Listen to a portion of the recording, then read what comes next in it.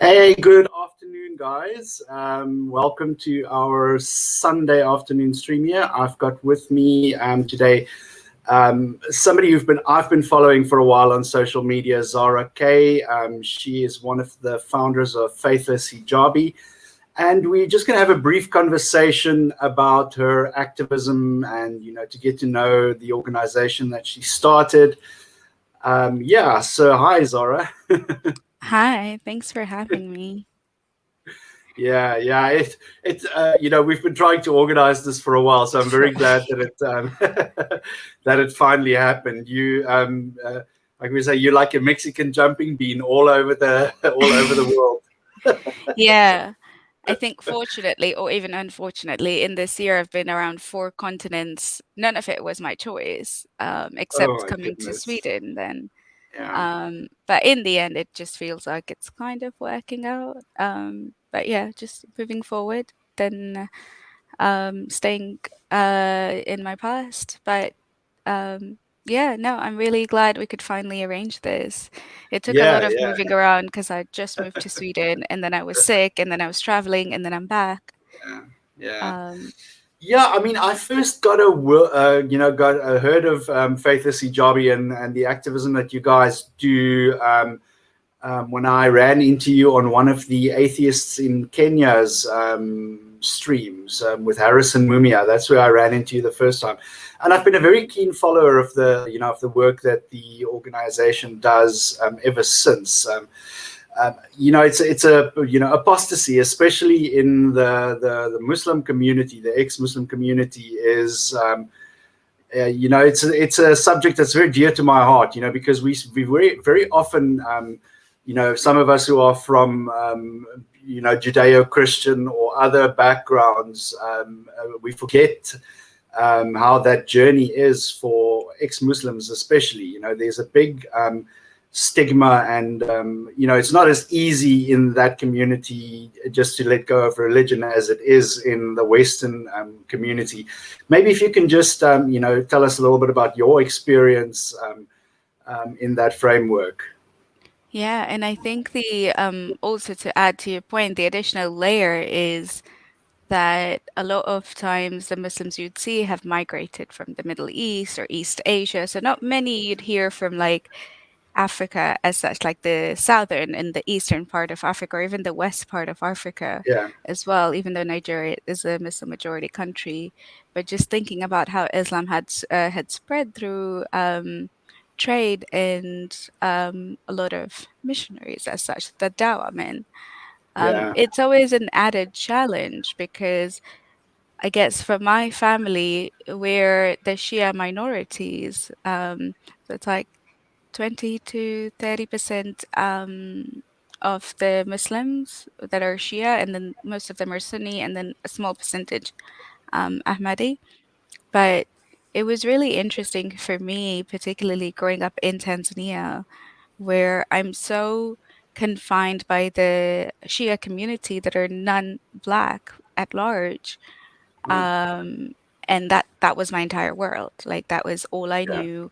Obviously, you'll talk to other people, but you don't really form connections because it's so looked down upon, or they're not the right Muslims, or they're not Muslims, or they're not the same race. So there's racism, there is uh religionism, I guess, and also like you tend to seclude yourself as well. But then seeing my family or the entire community praise Iran so much, or even Iraq, um, and as a product, you're just very anti-West. yeah, So I still remember like, growing up and watching the news, the Iraq War, um, that may have happened in 2012, I think, or seven. I can't remember, but it was one of those times that the Iraq War, and this was before Syria, and growing up and everybody had this idea that they had to go for jihad because they had to protect Iraq from the Americans. And it was such a shocker because these are things you learn in madrasa, but you don't really like you're like, oh yeah, it happened a while ago, it's not going to apply to me or my family. And I right, was so traumatized. I was like, I have to lose my dad and my brother over this.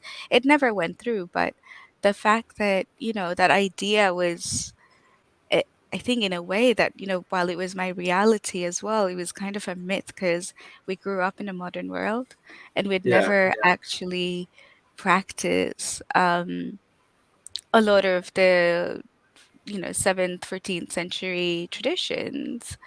Right. And, like you'll pray, great, you'll shower. There's a subtle sexism, but you grow up to kind of adopt it. But when it came to like actual wars, it's just something that was history to me. Yeah. So when all of that happened, I was just like, but why are we fighting for Iraq? Like, you're not Iraqi or Iranian, like, you're Tanzanian. And even like with charities, they would donate money to like schools and orphanages in Iran and Iraq. And I'm like, but you're in Tanzania. Like, just Exactly. go Yeah. outside your house and you will see poverty. And I'm like, I never understood that. And as a Yeah. rebel at like 14, 15-ish, because I had Sunni friends and Shia friends, and I was like, so what is the actual difference? Like, Mhm. if Muhammad was really the true perfect man, like, shouldn't we all just be Muslims instead of like the Shia Exactly. Sunni divide? Because at that time I felt like it was the biggest denominator of why there was so much crimes or violence in Islam, because the Mm. separation, and to an Yeah. extent it's true. And Yeah. a lot of it was so confusing. So as a rebel, I was like, I'm a Muslim, I'm not a Shia, I'm not a Sunni, I'm just a Muslim. And my mom was like, no, you're a Shia, like you're born in a Shia household. And I'm like, yeah, but I get to decide, right? Like, my Yeah. relationship with God is mine. And while she was uncomfortable with it, she's like, oh, she's a growing teenager, it'll go away. And then obviously I'm now an atheist. So that idea quickly disseminated from their mind. Um, Yeah. but in a way, I was quite fortunate to have, while relatively conservative, but in a way open-minded parents in some aspects. Like they weren't violent. My mom's soft-spoken. My dad is like he's not very jerky or um I guess out there. He's quite introverted as well. So Right. in a way, like there wasn't um the physical aggression. There was this emotional pull that which was enforced by a lot of the religious community more than Right. anything. So things like you'd hear somebody like the imam in the mosque saying, oh, missing a prayer is worse than killing someone, or it's like you'll go to hell no matter what if you miss a prayer. So things like that then my family would adopt, and they're like, you have to go pray or else you're going to go to hell. And I'm like, but I Yeah. don't want to pray. Like, I think a lot of times, even with my siblings who are Muslims now, like who are still Muslims, not, Mm. but it was it was interesting how we both came to the agreement that all of us at some point in our life, even for extended periods, have faked prayers. And now Right. that they're adults and they actively pray, and I always imagine, I'm like, are you not kind of faking it as well? Because you need a time to remind you, and then you Yeah. kind of go and it's a chore. And are you actually like the concept of what I see prayer as has always been like um, a willingness of worship, a part of Right. worship that you do versus, oh, I have to do it. Mm. And I'm like, shouldn't you pray when you feel like it? Yeah. Um, so I feel like I constantly challenged them, but then Yeah.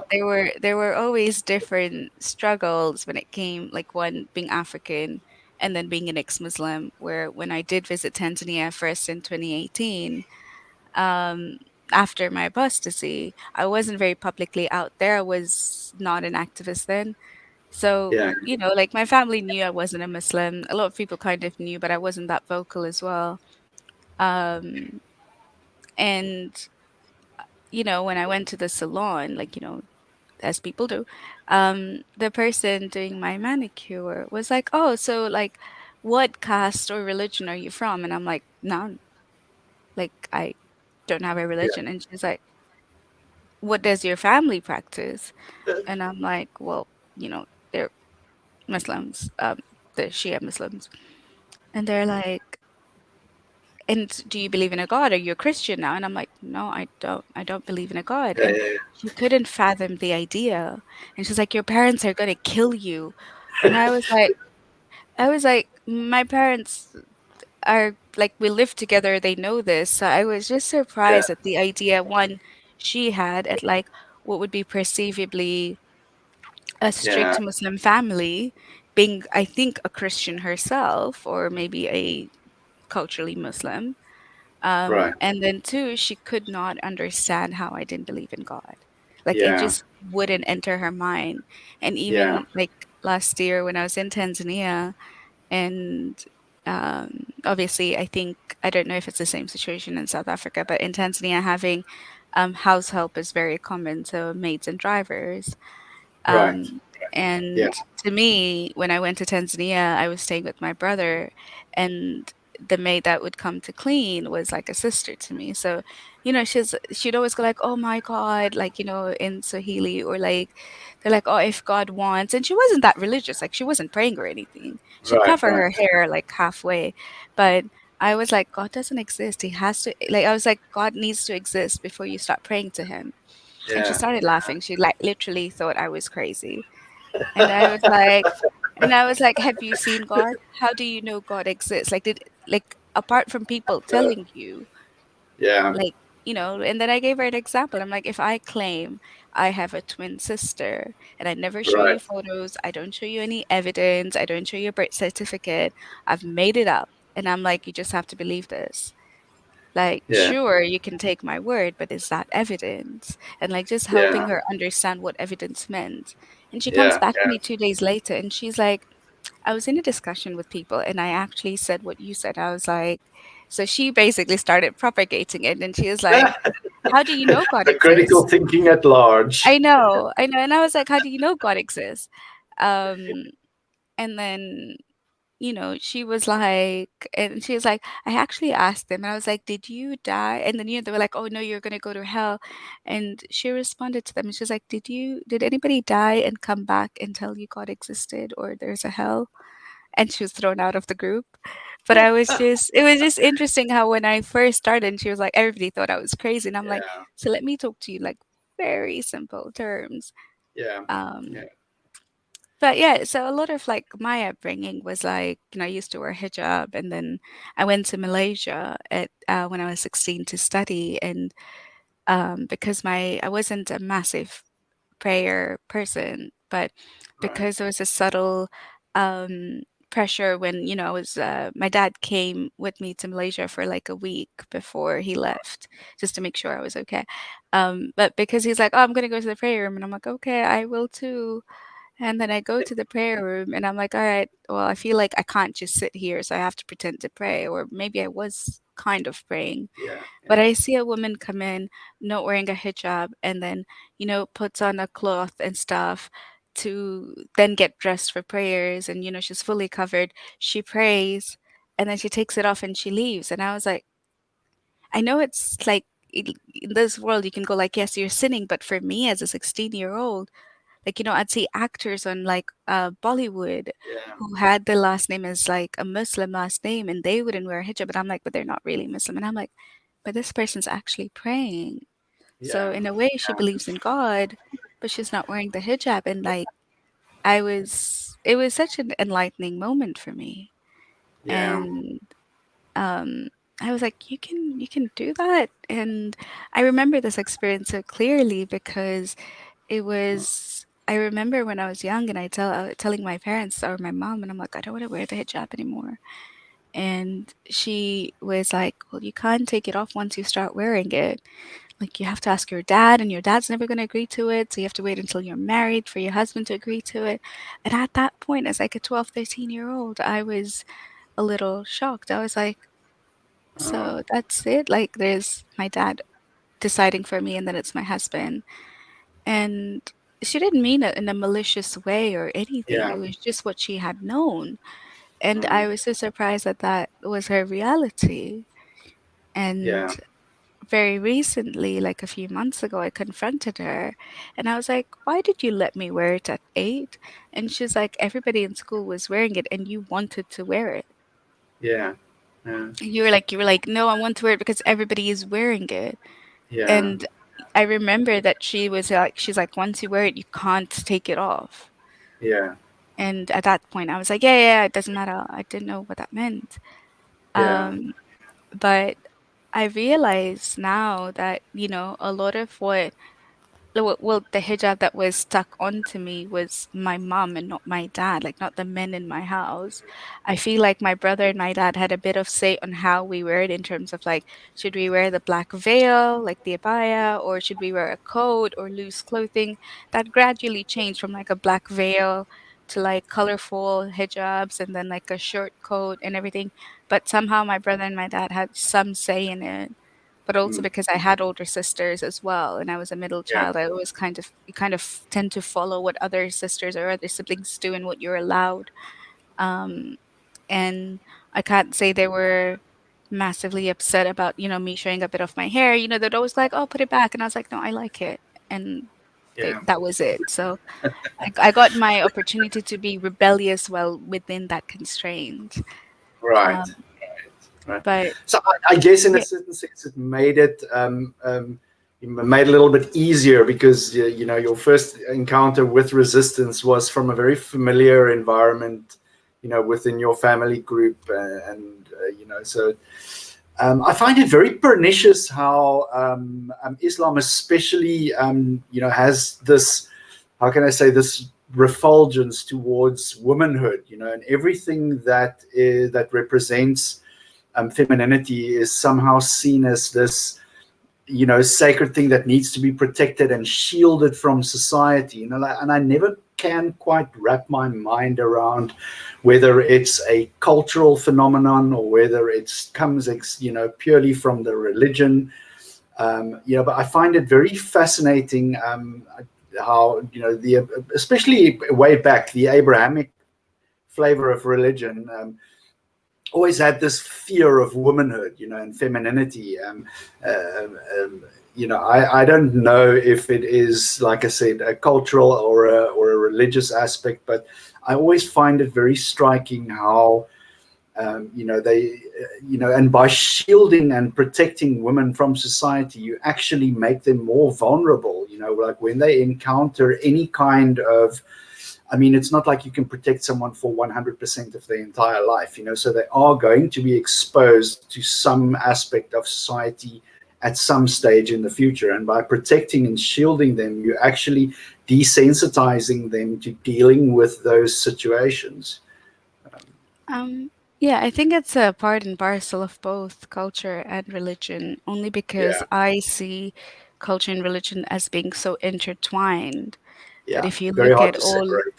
yeah, and there are some distinguished separations, but if you think about where religion started from, so Arabia, there had to be a certain culture there where if somebody were to start a religion, it had to, you can't just go like, okay, from today nobody's going to eat meat. Like that's it. Yeah, That yeah, you yeah. can't start that religion of it if there was no understanding, nobody would listen to you.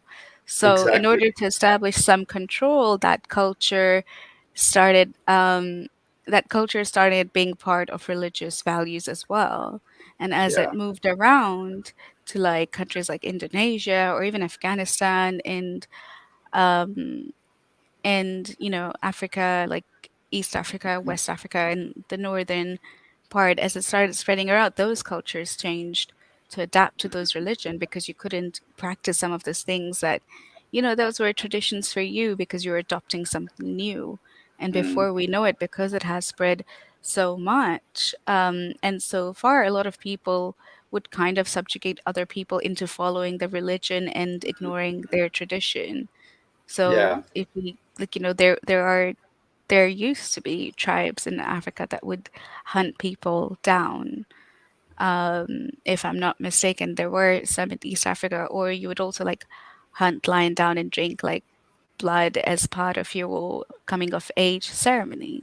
yeah, yeah, And yeah. if you think about how, if religion or if Islam came into that culture, they would have to essentially stop doing that Yeah. because blood is considered to be impure. So I feel like Yeah. they both kind of influence each other to a point that, other people would enforce. And it's also part of religion where they say, join people in doing good and stop people from Mm, doing bad. So especially Muslims as well. So you would kind mm, of like stop each other from doing bad, or a lot of the critiques of if we think about hijabi model, they're other Muslims. They're not other, like, obviously there is a exactly. far right and there are other Yeah. anti-Muslim bigots, but at large, the death threats they receive are from other Muslims. Yeah. Yeah. So, that I feel like a lot of that, the radicalisms, or even it's really hard, I find, to separate Islamists from Muslims, because there could be one idea that Mm, I would say like a liberal Muslim would think that borderlines with Islam is, but at large mm, I see Islamists as like mostly that yeah. enforces political Islam, or the dogma of how to be versus a spiritual faith, Yeah. and Yeah. it's Yep. it's it's really hard to categorize.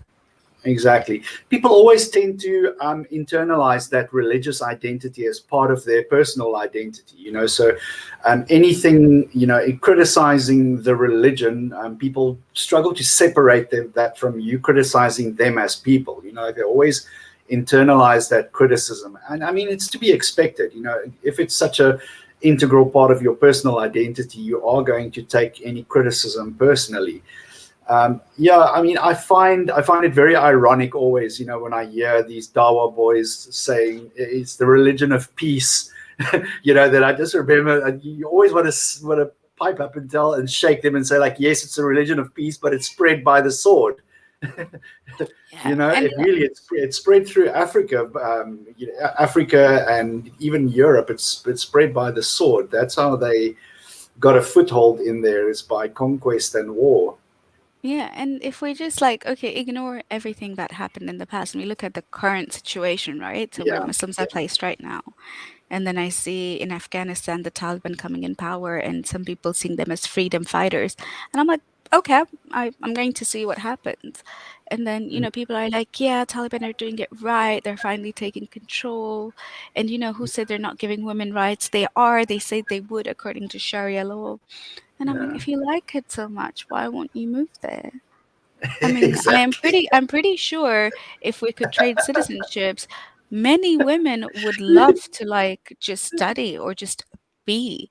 Even if they Yeah, practice their yeah, faith spiritually, they would rather be in your position than you who's like cheering. And actually, Bangladesh had flights going to Afghanistan to help the Taliban. And I was like, yeah, well, at least they're doing it. Like, not that I encourage it, but I was like, at least they're sticking by their words. yeah, But the other part was that, some people are like, no, I'd rather stay in the West and promote Islam here. And I was like, that's your excuse for staying in the West. And I'm yeah. like, oh, It's like interesting. what's his name? Daniel Hikikachu. He had this debate with the apostate prophet, and the apostate prophet also called him out and said, like, why aren't you going back to the Middle East? Like, if Islam is creating this golden age of prosperity and human rights, why aren't you going back? And he kept on giving these lame excuses. Oh, I'm already here. My family is here. I mean, hey, It's if it's for Islam, hypocrisy, you can do whatever you want. Like, if it's for Islam, I think you Exactly. should just do your Yeah. duty and go back. I Yeah. think my only worry is that um, the part and parcel of his family and the wife having to go back because of Yeah. him. And I feel like as an Very adult, you convenient. can make your own choice. And I'm like, as an adult, you can make Exactly. your own choice. And that's one of the issues that I have with religion. When people are like, why do you keep criticizing Islam? It hurts us. And I'm like, I don't care about your offended feelings. I'm like, you have every Yeah. right to be offended, as I have when you start praying or you say Allahu Akbar or like, Alhamdulillah or anything. It triggers me because I'm like, you're practicing a Yeah. faith that wants to kill me or people like me and abuses Yeah. a lot of people who dissent in any form, regardless of being Muslim as well. Yeah. And I think that the problem is, I'm like, if you want to practice your faith, practice it in your like, you want to pray, go to like a private room, that's fine. Exactly. You do whatever you want. I'm not going to interfere. And I do that with my family as well. And I'm like, the Yeah, issue is when you force it on other people. But it's really exactly. hard when it Yeah, comes to children as well, because I'm like, I find yeah, it incredibly abusive, sorry, that you introduce them to hell, or the concept of yeah, hell.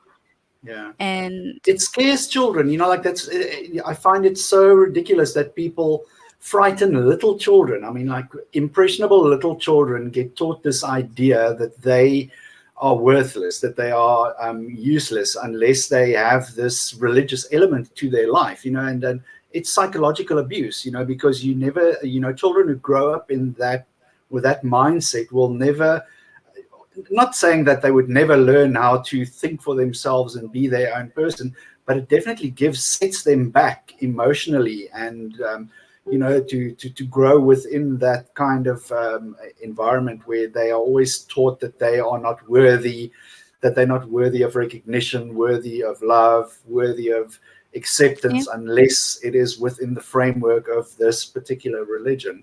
It is child abuse, to a certain yeah, extent. But it's been so normalized by exactly. everybody around us that people just accept it as a matter of fact. That's the way that things are. Yeah. And you see with children of atheists and agnostics, especially, like children who were never introduced to religion, they are independent. They are, they have this sense of self-awareness within themselves, which you meet these children and you just go to yourself like, wow, like, where was I when I was at that age? Like, I I was, know. I mean, it's crazy. just going back to your point about femininity and women's independence, I feel Yeah, like in the same way as well, they talk about, oh yeah, Islam gives women rights and they take care of women, and like wives don't have to work and whatnot. I'm like, in the end, it's just creating a generation, or a group of women who are dependent on men. yeah, And I have no issue with interdependency, where you're both kind of balancing each other, whether you work or not, or who earns more. But the right, problem comes that is kind of like a small branch of then going out to assert, for men to assert control as well, yeah, because not yeah, only are they not only is religion enforcing that, there's so many subtle verses and hadiths, and some yeah, not so subtle as well, about women being subjugated. So if you think about, mm, like four wives, or men of authority over women.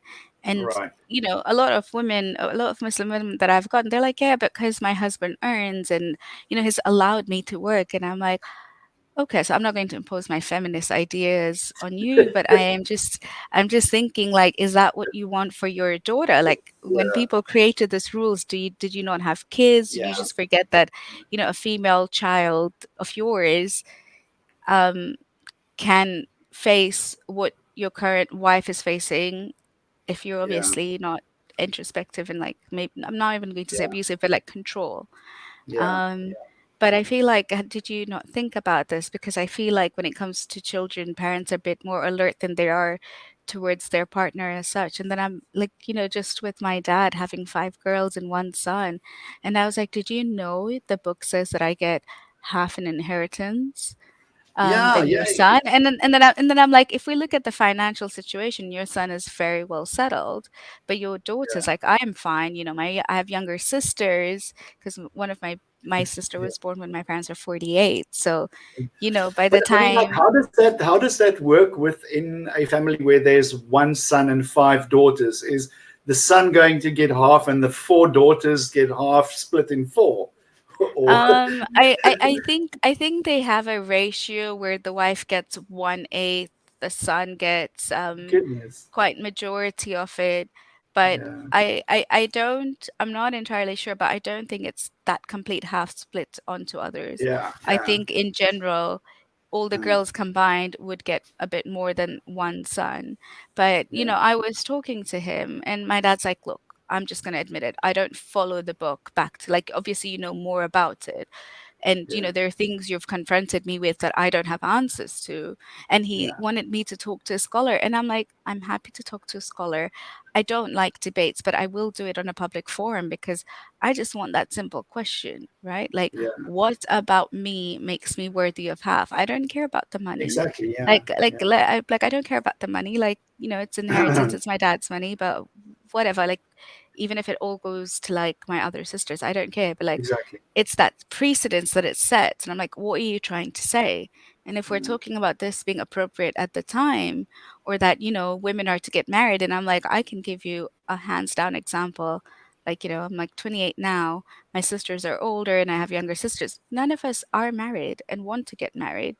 My other Right. sister's divorced, has kids, but at the same time, like, none of us want to do it. Some of us are more independent than others as well. Right. And, Right. I was like, let's look at practical examples of how this would apply to me, because that's what religion is, right? A way of life Right.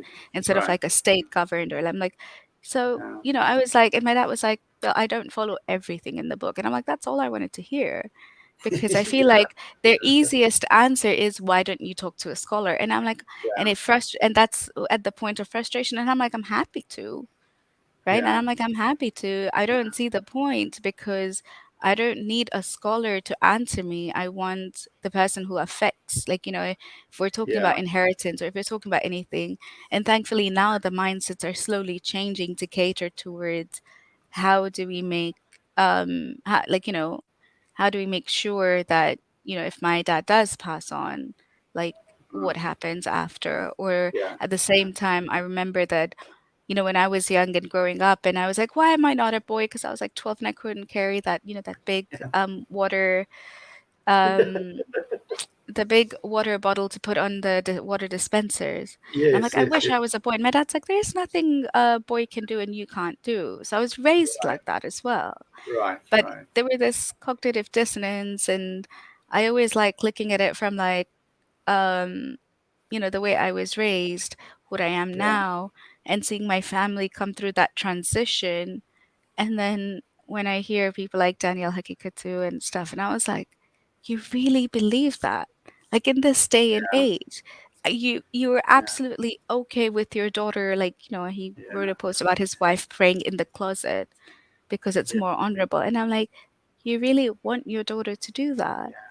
Yeah. And I But I find just it very couldn't. striking. There's a certain kind of mindset. There's a certain type of person that thrives under a totalitarian regime. Because I think that, in my perception, that is what I see in Islam. It's totalitarian. It's complete. It handles every single aspect of a person's life. There are edicts, dictates to govern every single aspect of your life. And there's a certain kind of person that thrives within a totalitarian regime.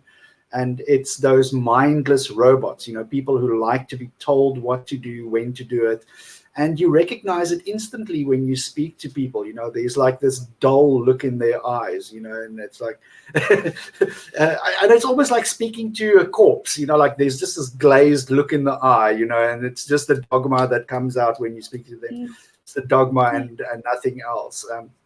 Whenever I hear of these kind of things, I find it shocking, to that there is a system of thought that is so totalitarian in its scope, that it controls every aspect from marriages, divorces, like you say, inheritance. And that people in this day and age see an example of a person from millennia ago as the way that we should live in this current society, where things are changing at such a rapid pace. I don't, I can't see how how it's going to last, but yet, it still keeps on propagating. Generation after generation gets indoctrinated into this school of thought. From an outsider's point of view, I stand in awe. I really do. The way that it's almost like virus. It spreads like a virus. Like it just keeps on infecting one person, and that person just keeps on infecting and infecting, and it spreads like wildfire in a society.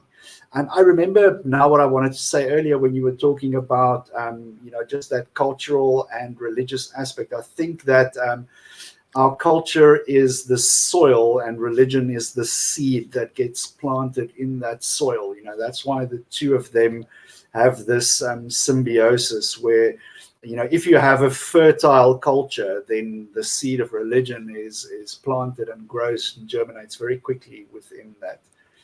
But yeah, yeah, Yeah. these are fascinating conversations. Yeah, I could sit and talk about this kind of thing for hours.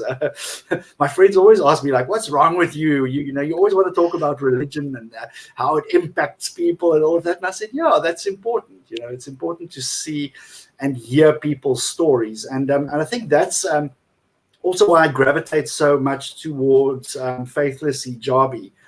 Like it's you guys are really telling the narrative about how this impacts people's lives, and people naturally gravitate towards stories. Ever since we were sitting around the fire on the savannas, telling stories to one another. I personally feel that it's a very effective way of getting messages across and getting authentic interaction with people, is to have that storytelling narrative. If you can maybe just fill us in, a little bit about the background of Faithless Hijabi and how it started, and what your goals and missions for it is. Yeah. So Faithless Hijabi was mostly when, like, even before I thought about doing a podcast, and I was like, or even coming out it, I wasn't planning on being an activist at all. It was never Right. part of it. I did want to do one podcast because I had secular jihadists asking, and I was like, yeah, I'll think about it. But the other thing was also, as I was writing on Facebook and I was getting a lot of hate, I would get a lot of messages of support as well. And some people would come out to me and they're like, I haven't told this to anyone, and I'm really nervous typing it. And I would read about so many people's different experience almost as though I'd been ignorant my whole life because I never faced that kind of abuse. And I'm like, where do you guys talk about this? Like, how do people relate to you? Because, when I look at a lot of YouTube at that time, at that time or before, when I'd look at YouTube hijabi models, or hijabi fashionistas or something, it was something that was relatable, and they would talk about marriages and whatnot, and I was like, so where do people talk about a lot of these experiences because they face so much abuse? And I'm like, so what if we started by basically creating a Facebook page where we anonymously post your stories? Yeah. um and we wanted to do an Arabic version, but then it was because I'm not Arabic speaking, and there's a lot of I do have some help, and have had help growing the page because we've had additional programs as well. But the idea definitely was to kind of create that narrative that women from Muslim background don't necessarily have to be practicing to be heard. And I feel like their voices are also important if you're going to judge a religion by it, or Yeah. the common narrative that all Muslim women are oppressed. That's not true when it came to me. But that doesn't mean it's not true for other people. And I feel like there are so many different experiences. There's so many things that are aligned and you can relate to, but then there's so many things that we had no idea about.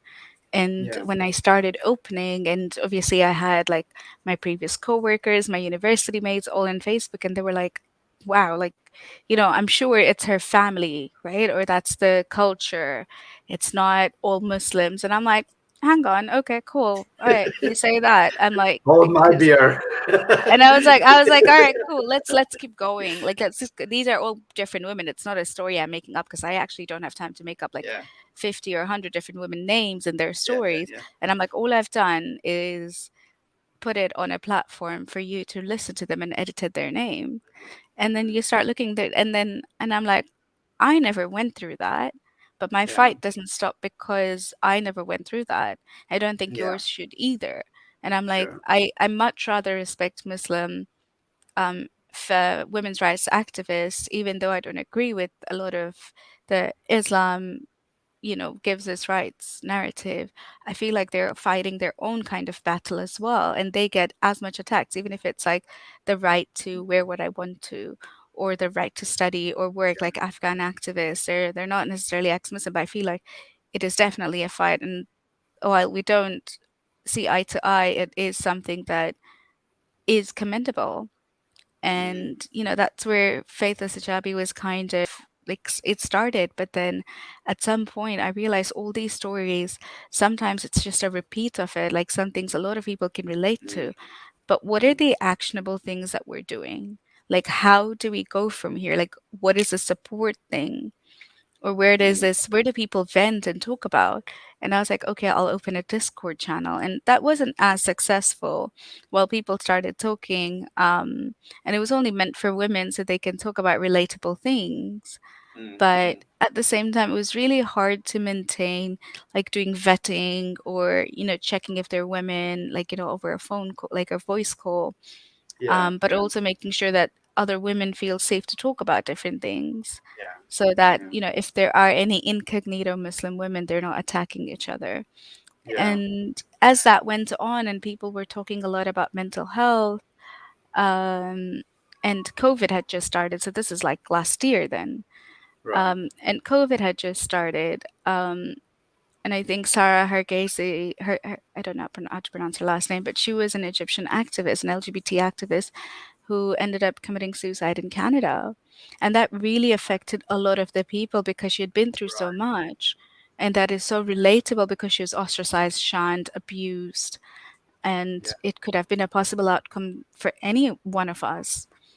Yeah. And when I posted that story up, and a story of I think she was an Afghan girl in Sweden who was abused and ended up committing suicide as well, but no reports were published about it. But Right. after those stories, a friend of mine just sent me £500 or 500 US dollars. And he's like, I don't know what to do with this. I just know you're doing something and I don't know how to contribute. And I'm like, well, I don't need the money. I don't need to hire staff because I feel like we can edit stories. But I'm like, where do we make this actionable? Right. And, I had, and I'm like, I think I'm going to start a mental health program. I just need to find therapists who can Right. accommodate to like at least 3 girls or 5 girls having even like 4 sessions. Exactly. And Yeah. then as that went on, and I found a therapist who was like, yeah, they're willing to do this for this amount of price. And I was like, great. And that Yeah. was literally August last year. So about in 13 months, we've helped over 40 people go through that program. And that Amazing. was, yeah, that was phenomenal. It was just like, I needed that startup fund to get it started. And then once it came in, Yeah. we had Yeah. more funding starting. And I was like, guys, look, like, Yeah. this is like a set program thing. And if you need more sessions, we'd have to think and like we'd have to like think about how we can get more funding. And Right. then I was talking to Humanist International and I'm like, we don't have a lot of funding, but we're doing a lot of good.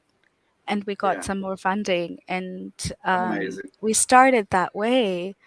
Yeah. And it was really nice to see a lot of people go Yeah. through that phase and actually appreciate it. But I also got a lot of resistance from ex-Muslims where they're like, I'm not crazy, I don't need a therapist, which is a common stigma for mental health as well. But But this is it's funny that you mentioned this because I was speaking to my therapist a while ago, and we brought up this concept of religious trauma. That like we discussed earlier, these ideas that are imprinted on your mind as a young child. You carry it with you into adulthood. And it's traumatic experiences that form you as an adult, and you only realize the impact of these behaviors later on. So I can only imagine in the context of something as totalitarian as Islam that controls and persecutes. I mean, even a while ago we had a lady here who was trying to immigrate to South Africa from Iran. And she struggled to get visas and things. And we talked about, myself and one of the atheist activists in the Muslim groups here, talked about this on the channel as well. And I was, it was like, I was reliving a lot of that, just that trauma, where you don't know the first time that you step out of that religious bubble, like you feel so isolated and lonely and insecure about everything. This is so important, this kind of work that you guys do because there's a catharsis, like in talking about these things. It's almost like a support group, be it on a one-on-one basis with a professional or just in a community of people that have that shared experience. Like there's great solidarity in just relating to other people and sharing your experience within that. Be it a small thing for like us, as like in a Western country, walking away from religion, that's no big deal. Like, but in an in a Middle Eastern country, for example, walking away from religion, it's a big deal. Like there's a lot of consequences. There's a lot of social consequences involved. There's a lot of health and safety consequences involved, and a lot of people get the short end of the stick, when it comes to leaving Islam. So this kind of thing that you guys are doing is so important. I cannot say how glad I am to hear that, this is part of your activism and part of the services that you guys plan on providing. It does Yeah, my I heart mean, great to hear something like that. I'm really glad to hear because at the moment we're still trying to be a bit more proactive in spreading the word. Right. And you know, I mean, I I feel like leaving Islam, depending on what family or community you come from, whether it's in the West or the Middle East, can be very different as well. Because I have had people from the Middle East who have left, and they're like, "Fine, it's not the best because of the country, but." Yeah. Yeah. Their families were quite liberal, and I find like there are definitely like very liberal secular Yeah. families who are like Muslim by name, Yeah. who have a relatively easier time. But for the large part, like, the fact that I have a relationship with my family, I consider Yeah. myself to be lucky, but it should be a It's an normal. anomaly. Yeah, but it should be like, it should be normal. I shouldn't have to Yeah. feel that way. Yeah. Yeah. Um, and that was like one of my like that was interesting because I definitely felt quite privileged to have brought that different anomaly to the mix as well, but Mm. also in a way that I had the support that they other girls didn't, and I wanted to be that. And then I think a lot of times that because we have ex-Muslims from everywhere, and sometimes you don't let go of all the ideas that you were brought up with, be it women and men being misogynists. It's always a journey and growing, and there's a lot of figuring out to do when you question religion. It could take Yeah. years for people, and we're not always going to land on politicized ideas as well. So the liberal, the Yeah. conservatives, and I feel like there's further divide, but in a Mm. way to me that just seems like a good thing because it just shows that it's growing like Yeah. in numbers, that we even have minorities within those minorities as well. So like Right. within the ex-Muslim community, we have the conservatives, liberals, and progressives, and it just goes on, which I feel like it's an important subject because when people leave, they feel like it's a monolith, like everybody's going to think the same way. And I'm really sad to say it's a tough world out there that at some point you'll realize that you kind of have to accept that this is your journey. So I have had a lot of Muslims ask me, how did you leave? Like, I don't know what I think. And I'm like, I can't tell you to leave. This is your journey. All I'm going to say, whether you stay or leave, it should be your decision. Whether you remove your hijab or keep it, it has to be your decision. Mm. Um, Obviously, like, taking into mind that there's a lot of repercussions with that. So the family, the Yeah. social, like in Tanzania being a secular country, not a Muslim country, it was quite difficult because my world was that. I mean, I got arrested because they didn't like me there. They had Yeah. nothing. Like the arrest was made on bribes. And for other countries who haven't been in East Africa and know what corruption is, it may sound very new, but it was based on a bribe. I had like it was they didn't even know my name. They literally showed my brother my profile. They're like, "We want her." And I was like, and the posts they showed me initially were about the president from like when I was in London, and I was like, no, it doesn't even break the law. They're trying to scare because the person just started yelling at me, and I wasn't scared. I was like, I know I haven't done anything wrong. Yeah. So I told my brother, I'm like, I know this is a setup, Yeah. but they'd taken all my devices. But so it was like I find that a lot of this cult mindset and behavior is like prevalent in different cultures and sorry, in different countries as well.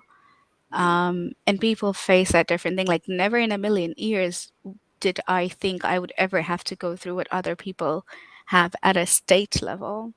So mm, I was mm, like, yeah, like I was like, I asked them, I'm like, do you think I'll be safe? And they're like, yeah, you'll be fine. Everything's gonna be fine.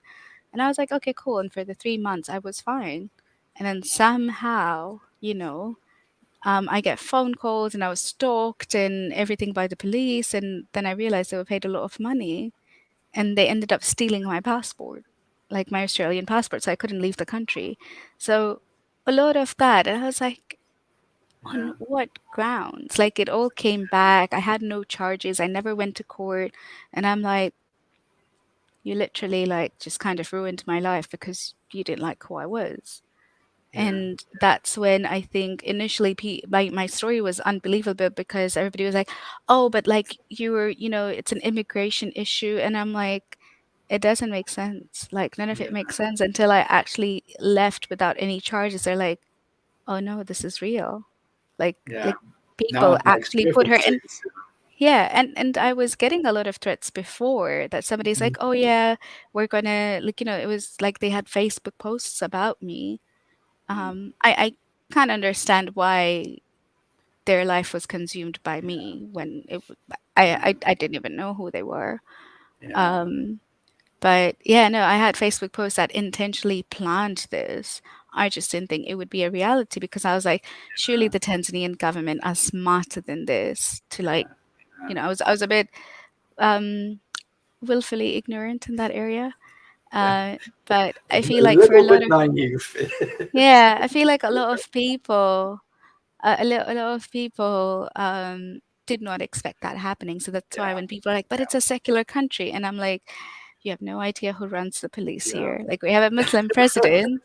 We have a Muslim president and she's a right, female. yeah, And you know who's telling her that she can't be a president because she's a woman? Other Muslims, not me. yeah, It's other yeah. Muslim. It's not the free thinkers that care about her gender as such. But I mean, especially in African culture, like there is this, whenever you encounter an enemy, there's this, you have to intimidate them, like there's a need, you have to intimidate and impress your dominance upon your enemy, like from the word go. And I think, when people recognized you as an enemy, like that was It their was intention, personal. It was it's so express, personal to them. yeah, It was express so personal intention to with them. to intimidate you and to make sure that you take your Australian passport and don't show your face again next time. Like Yeah, that. it was definitely like a power assertion. They Mm, just didn't expect me to talk to the media about it. yeah, yeah, And I was like, in the end, you care more about your reputation as a community. I don't. I don't yeah, have that community that I need to care about what other people think of me. yeah, yeah, And I think it was quite sad for my family who were exposed to the truth in an unpleasant way because I was yeah. fine. Like, even while I was arrested and it was traumatic, like I was like mentally quite like neutral about all of it. Mm, But mm, it was my family like having to go through all of it, like in my head, I feel like I expected people would do me harm because I did my first podcast. I remember that. So uh, I can't say I was prepared for jail, but I was prepared to receive a negative backlash, just not in this mm, way. mm, mm. But at the best of my abilities, the way I could handle it was just not to think about and just to think about when I would leave.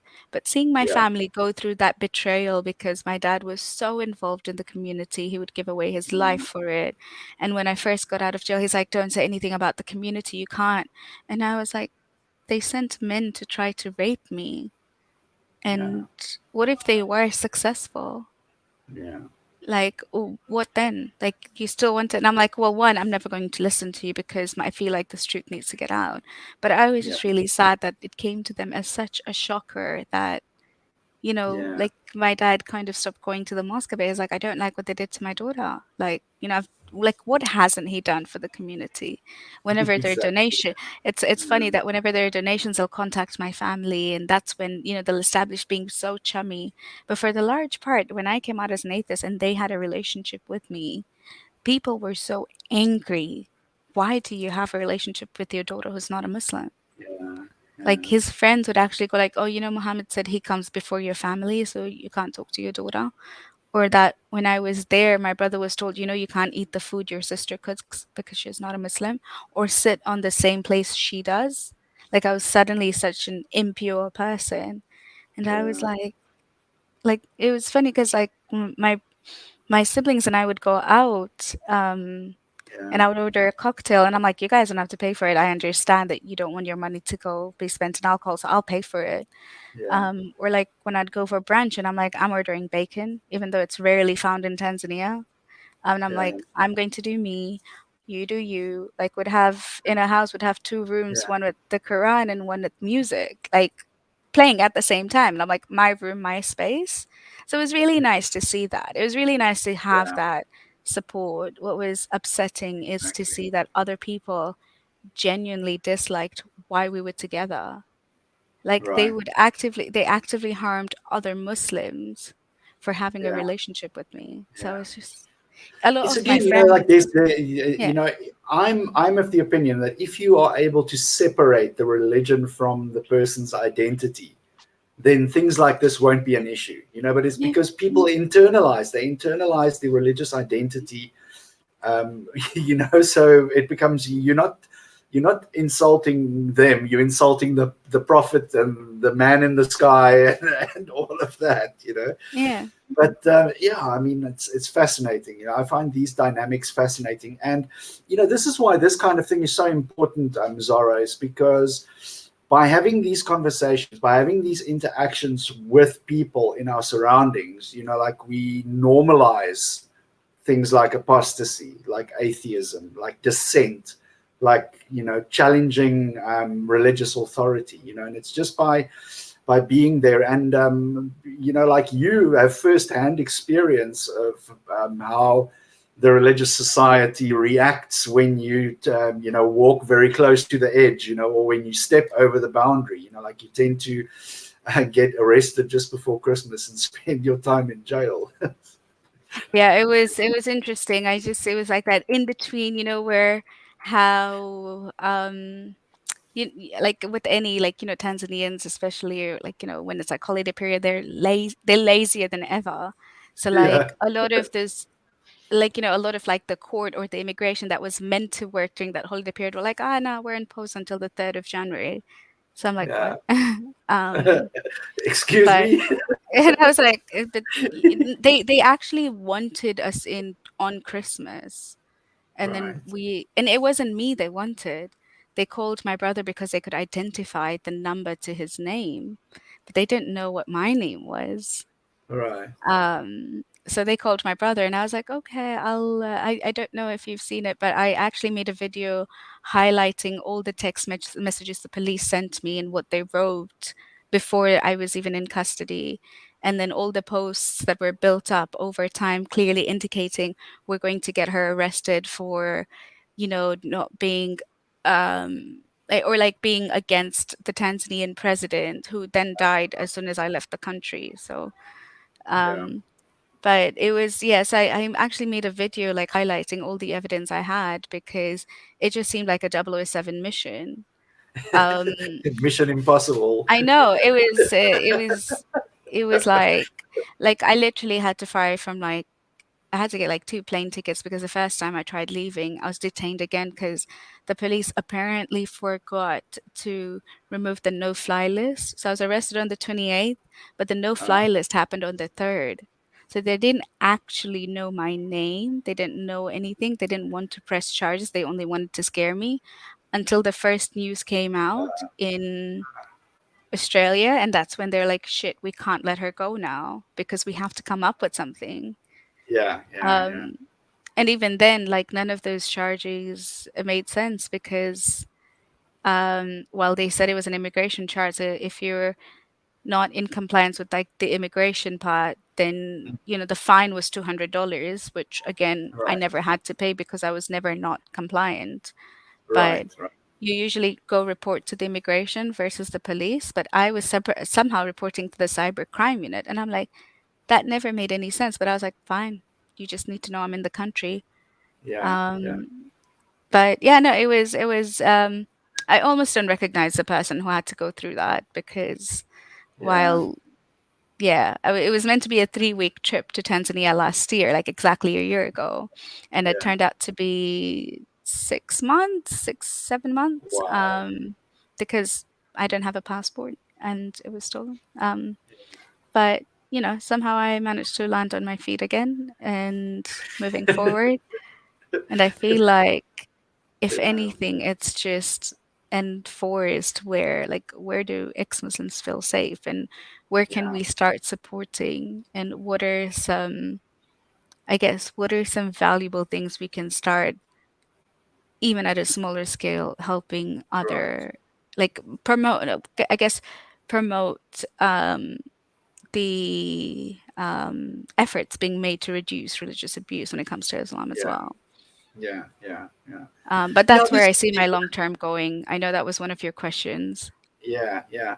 This is the thing as well. I'm also of the opinion, that people's journey out of religion is a very personal and an individual experience. So it's not up to any atheist to try and deconvert or lead people away from Islam. Like my only purpose, with my involvement with Atheist Republic, especially, is to create the space where people who are willing and who want to come to express themselves there have the opportunity. And within that, we build a community, we embolden one another, we strengthen our resolve, to stand against religion. Because I don't remember who said it, but there's the saying that for evil to flourish, it's good men have to keep quiet. I don't know if you've heard that expression. And No. that's yeah, no, I'll it's gonna burn my brain now until I remember who said it. But but yeah, that's the viewpoint that I have. And it's like you say, like it's you do what you can, you do the little that you can, and people who are like-minded tend to flock together, like, and there's great solidarity in these little communities, be it even if it's two people in a chat room online, who have the same shared experience and the same shared purpose. There's great solidarity and community to be found in that. So it's very important what you guys do, and more strength, more power to you. Like it's a very admirable pursuit. I thank you. Hopefully, it gets a little smoother for everybody else. So, as the older Exactly. generations get the brunt of it, I can think about Yeah. Ayan, Hirsi Ali, and Yeah. a lot of the different ex-Muslims have had it harder than I have, and it goes on. And I Yeah. just hope that in the future it gets easier. But I had a look Yeah. at who said the quote. It was Simon Wiesenthal. At least I think I'm pronouncing it well. It doesn't ring a bell. So I just remember Uh, I've got my memory is like a sieve. It's just I hear something and only the biggest chunk stays in. yeah. All the Um, details are sifted out. Yeah, or John Stuart Mill. I There are different people they say it was attributed to, but then Yeah. I just had to read out. Yeah. But Yeah. yeah, thank you so much for You're very having welcome. me. Thank you very much for giving us your time this Sunday. Where can people find you online, and where can they learn more? And if they feel like they want to support your organization, where do they go? Yeah, I mean, at the very least, guys, if you can pass on the word, donate any little you can, no expectations, even just the awareness of bringing other ex-Muslims to come to the program, and I can sort out the funding. Faithless Hijabi, so it's Faithless and hijabi.org. We're on social media, so Instagram, Twitter, Facebook, and then finding me is Zara Kay. Yes, it's Zara Kay and then K in the end, just as a handle, but Zara Kay is the name. But yeah, no, we have two programs at the moment. One is the mental health program, and one is on a smaller scale a menstrual health program for. And it's not really part of humanism, but it was more part of women's rights in Right. Tanzania. So we donate menstrual pads to schools and villages, and they're sustainable pads that basically you pay about £4 to £5 to sponsor one person for 3 years Right. per kit. And then hopefully our plan is to like be able to create wells in those villages, or like bring other organizations attention to that, because if they don't have clean water, it's not hygienic, and kind of they just go into like a more infectious world anyway. Yeah. So that's just one of the things we do on the side, only so we can try, I guess, to me, because Tanzania is still home to me, to kind of bring it back to Tanzania, Right. um, and make the world a bit better than what it was yesterday. Exactly. And that's the plan anyway. Amazing. Well, I mean, like I said again, thank you so much for your time, Zara. Let's wrap it up here, and All right. we'll see. I'm sure we'll see and hear more as you shake those cages and rattle, Yeah. rattle their boxes. We have to keep Yeah. that going. Sounds good. Thanks so much. Enjoy your Thank, Sunday. thank you so much, Zara. Take care. Bye bye. Bye.